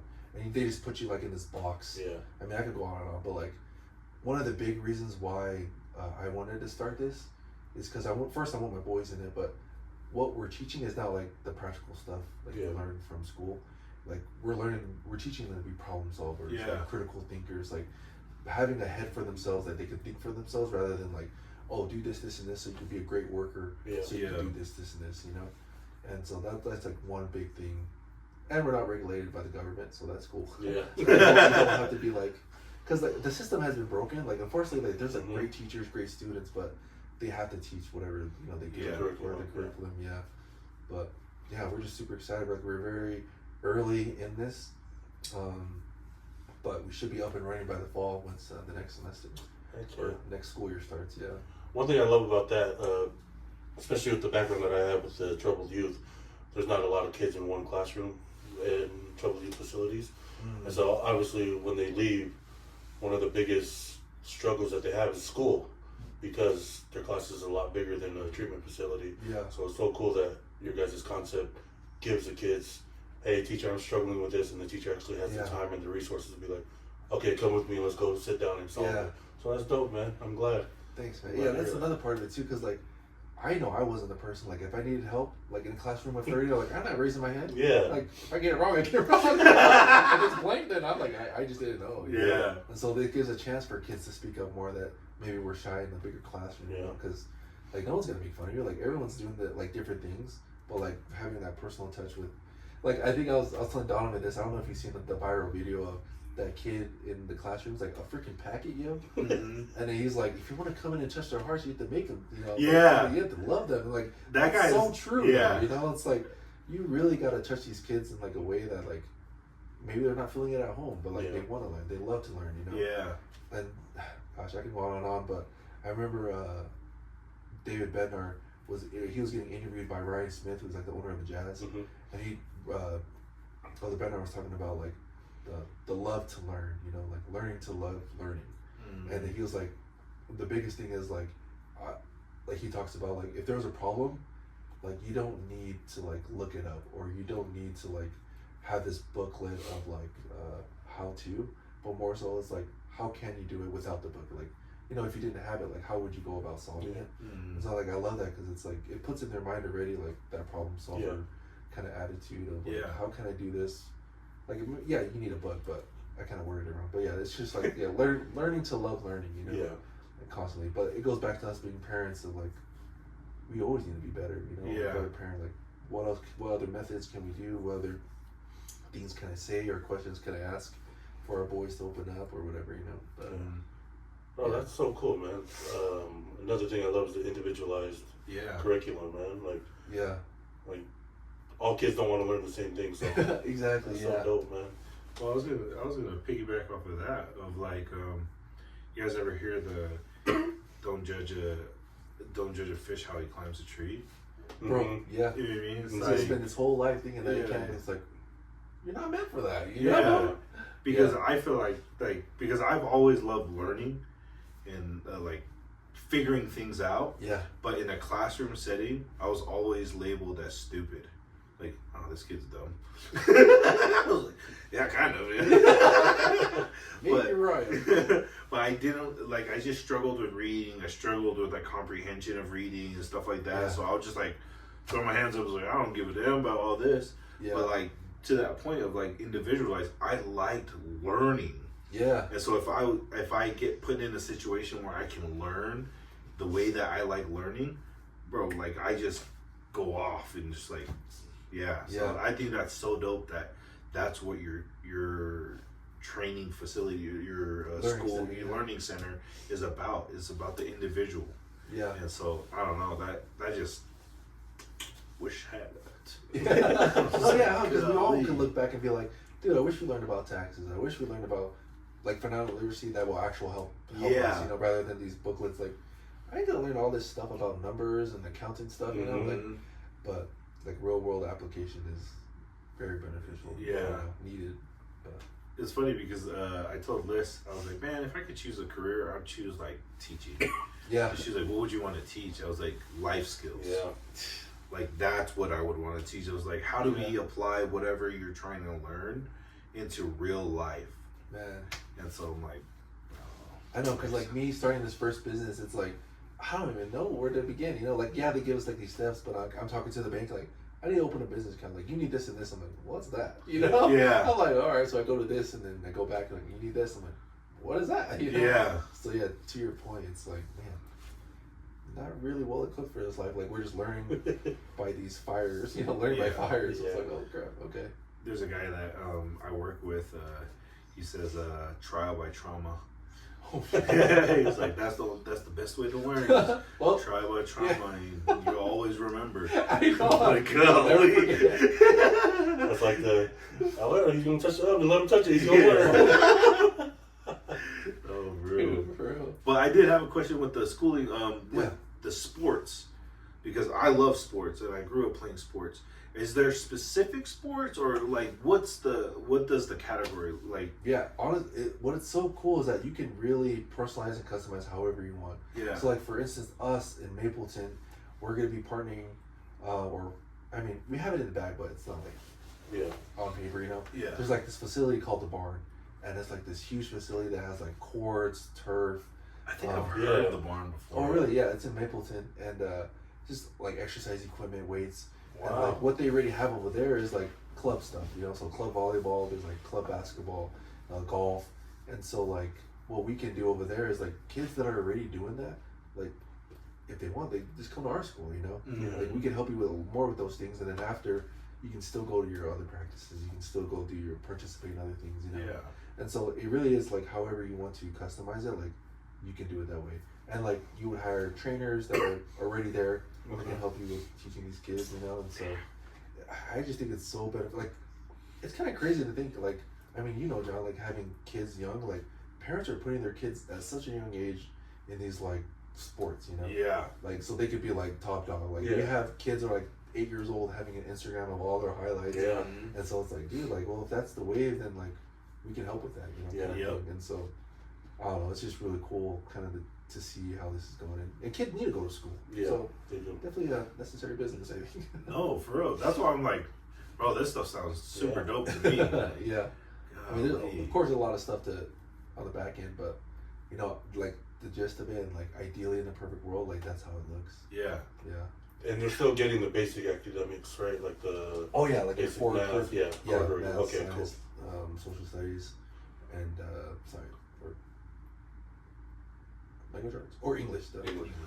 I wanted the viewers to hear that, so they're like, not just thinking, Yeah, oh, they're just going there to have fun. No, yeah. There's a core curriculum. English, Okay, yeah, there's perfect. core. Yeah, that's dope. Do you guys do like, because I know like when we were at Hunter, we did like the personality test. What is your personality fit? Yeah. Like what kind of career? Like, do you guys do anything like that or like? That's a great question. There's nothing that I know of that we do, especially for kids, because they evolve and they're gonna of course change and do all that stuff. But yeah, I just don't. Think I always thought that's- about that. Like, how do you know I'm like my personality is gonna? I be know, that? yeah. Like especially applying for work in the tech industry, sometimes they make you do these questionnaires, and it's like this has no relevance to my actual job. You know? Like I could be like you want to work with people you want to work with, but yeah, for kids I don't think it's that big push to do for now, I guess. But. And I talked with Peter, and he said there's been studies already done that like kids who go through the elite academy have shown higher progress than the traditional school. Yeah, and I think I want to put an asterisk on that because it's kind of like it's kids that want to do it. You know what I mean? Okay. Like it's not just like your average kid that like if I just hate school, I hate school. Yeah. Well, that's what's cool because we can change that kid to be like, well, why do you hate school? Is it because you're taking classes that you don't like you're not interested in? You know what I mean? And so yeah, it's cool. It's been this like statistics where like kids like even with like maybe they're borderline on the spectrum, they come over here in a smaller classroom. They're learning a lot better. You know? Yeah. And they don't need to take all this medication. I remember Tasha Suwa is like the founder, and she said like she has kids over there in Vegas that used like kind of borderline on the spectrum, and they're like thriving in micro school and learning centers. I'm like, dude, that's so cool because I'm all about like not taking medication because roughly I think they just makes it worse, you know. Yeah. Because even from my injury right now, like I don't take any medication. Like they put me on like 10 things, and like right when I got home, I'm like I don't want to be addicted to this stuff. Yeah. Because it's like it can help me in this area, but it's causing side effects in these other areas, you know. Yeah. So There's always a give and take. give and take for everything. Yeah.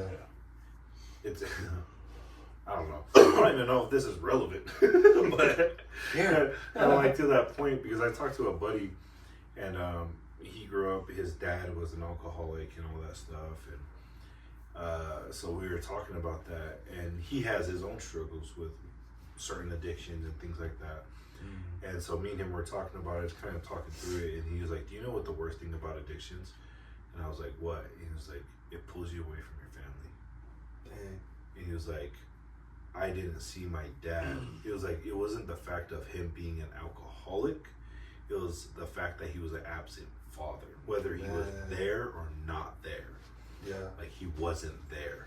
Gosh. And I was like, whoa. But, like, to your point of, like, that you talking about, like, you didn't want to get addicted or rely on these things.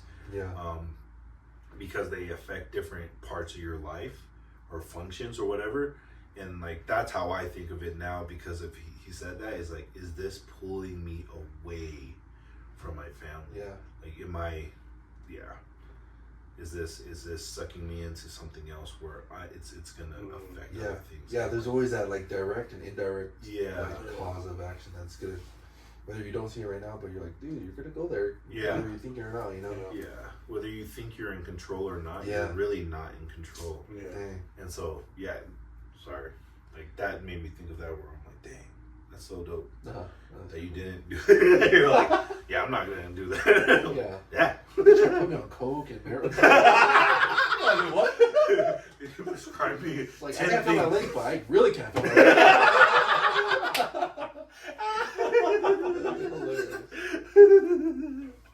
That's hella funny. Oh, yeah. So that's dope. Yeah. Anything else? Closing questions? Anything else with you? Yeah. Anything you want to share? Oh, no, I'm just...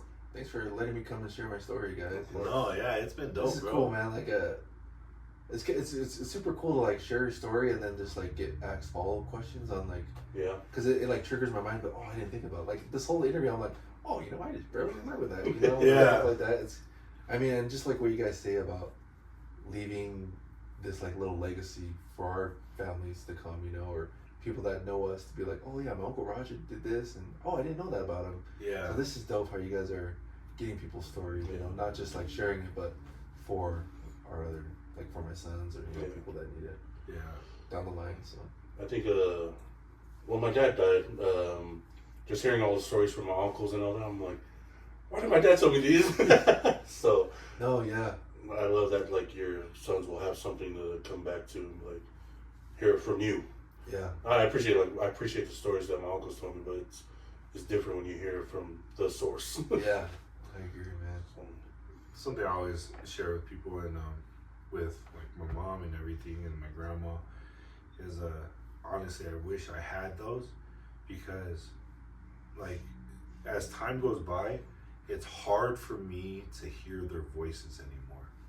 And I wish I still can hear their voice. Yeah. You know what I mean? Oh, dude, that gave me chills. That's something that I love about this is that we're in a world of technology, and it's just going to get better and keep getting better. Yeah. And our kids are going to live through that and all that, and hard times are going to come for them. And whether we're there or not there, we can be there now. Yeah. Because they have this now, something tangible, and they can reflect on and listen to and ponder on, and you know what I mean, whatever it may be. And so I'm just grateful that you took the time to be able to be here with us and share your story and teach us through your own experiences and through your own studies and thought processes and working through problems and things like that. I love it. That's why I love what we do, man. And so I'm super grateful that you took the time out of your day to just come and sit with us. And, you know, Appreciate you guys. It's been awesome being here. Appreciate it. One of the questions before the closing questions is, what's something that has elevated you to the point where you're at today?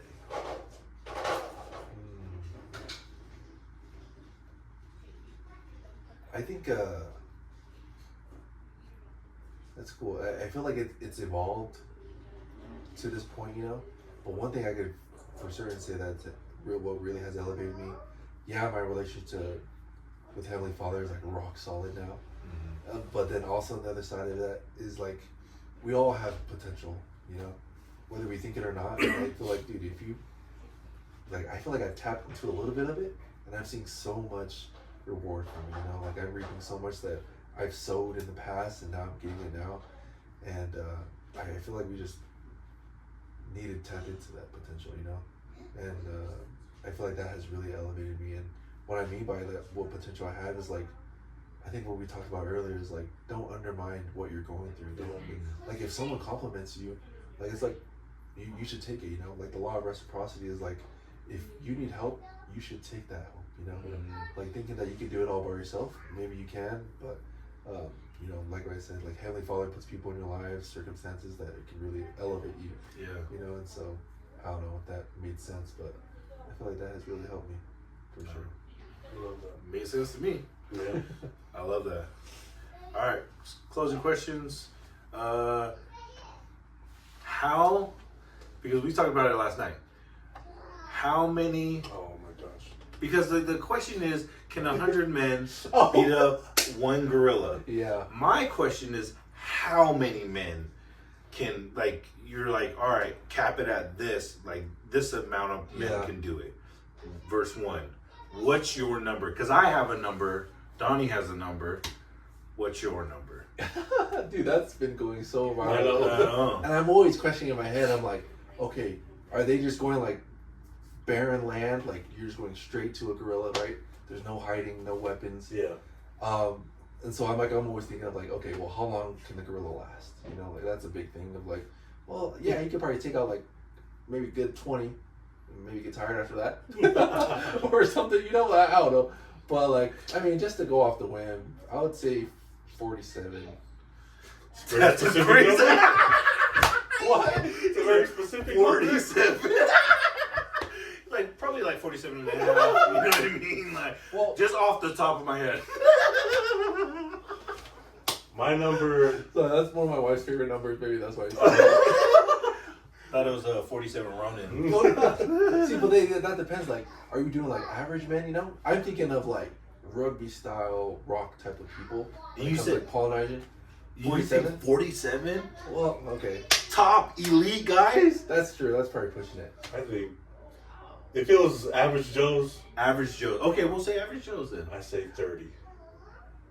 Hmm. John, I say 10.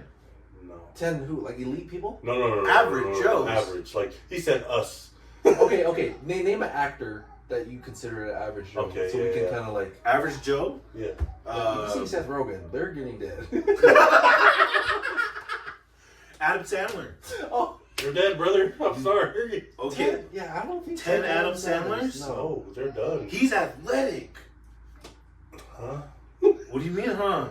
Well, I he's- feel like he is. oh, He's he great. is strong. He's smart, intuitive, he's creative. Okay, so play out the scenario in a nutshell. Like They're going to surround him and just... That's what I told him. I said, walk me through. He's 10 guys okay. and what they're going to do. 2 of the Adam Sandler guys are going to die, for sure. 8 of them are killing him because they see their buddy die. They're like, oh, shit, like, I'm not So going you to think that die. lights a fire, or do you Yeah, I think they would think- get scared and be like, "Oh shoot, I don't want to be that guy." No, I think it will light a fire. I think we have this caveman ability in our brain that can kick in whenever we need to. Whenever we need to. I think 10 is just too little. 10 of me, I'll kill it. I'll kill a gorilla. I don't think so, bro. Yes. Oh man. All right, you know what? Next time I go to I'm gonna So, Tarzan. Tarzan can beat up a gorilla. Tarzan's not real, man. Yeah, he is. That's based on a true story. But think about it, like the power force of a punch, right? Mhm. Like, Yeah. what if the gorilla just like? Yeah. It's just like that blow is like heart attack, cardiac arrest. No. But 10 of us are doing it. Okay, you only got 2 arms. I think if the gorilla just stood there and you just, boom, that gorilla's just eating it. But I'm hitting him multiple times. I'm conditioned. Your strongest punch, I think the gorilla's just. Dude, like I can imagine him just like. He's like, I seen a meme. It was funny to me, but it was like me being the 99th or the 100th person saying it's better to save the gorilla than not, and it's the gorilla as elder right there. So, I'm not trying to fight you, brother. I'm trying to save you. Oh man. But yeah, we're dying. no way. So are we all in agreement? 100 men versus a gorilla. The gorilla's dying. Yeah, for That's sure. my- Yeah. Okay. For It sure. depends on the But yeah, if it's 100 average? You guys don't think I think 100 averages. no, like average man? They probably could get it done. yeah, I think like That to your point, I feel like the gorilla's gonna gas out. Yeah. I don't think he's gonna last that long. I don't last that long. I think 10, maybe 10 at the top. You're stupid. I think 10 at the top. I know, I just barely got it. You're stupid. Like inside scoop. I can last forever. 100 easy. I think I'm like batting eyes, dude. Batting eye. Oh, man. Oh jeez. All right, well, Are we gonna do the last question? we should end on that. All right. Well, that's the episode. I love it. Bro, thanks guys. Yeah, of course. You guys letting me Thanks for do coming on, man. This is dope. How'd you guys? Can I ask? How'd you guys come up with the name? And like put the twist on like the love part. I think we're both pretty passionate and love conquers all, I would say. And honestly, I think that's with everything. Sorry, we can turn off you guys. No, we're good. I love this. For me, especially in my field of work, I've seen love conquer the deepest of traumas. And so I think that's kind of what rooted the name. But that's for me. Yeah. My favorite scripture chapter is 1 Corinthians 13. 1 Corinthians 13 is all about love and Christ-like love. And so that's something, at least for myself, I've always leaning upon is love, and realizing that like fear and all that, like what I've learned growing up, it's like you better do this. But those individuals that love me for who I am made me who I am. Liz is a prime example. I know people that have told their kids not to hang out with me because I was a bad kid. And told Liz to not date me because I was a bad kid. Oh, wow. And Liz would tell them, I know him for his heart, not for what he does. Dang. And for that type of love has always affected me more deeply than anything else. And so that's what we live on. That's dope, man. That's That's what we dope, want to man. live. So, and we live in Utah and high elevation. But yeah, so that's all we want to do is just spread love, you know, and elevate people through love. Yeah. Love that. I like that question. I appreciate Thanks it, for bro. asking, man. Bro. No, that was cool. Yeah. Elevate, yeah. Anything else? No. I'm Donovan. It's my brother John, and this is the very inspirational story and guest Roger Taliulu. Thank you for being with us, and we're Elevated Media. Peace. Love you guys. Change.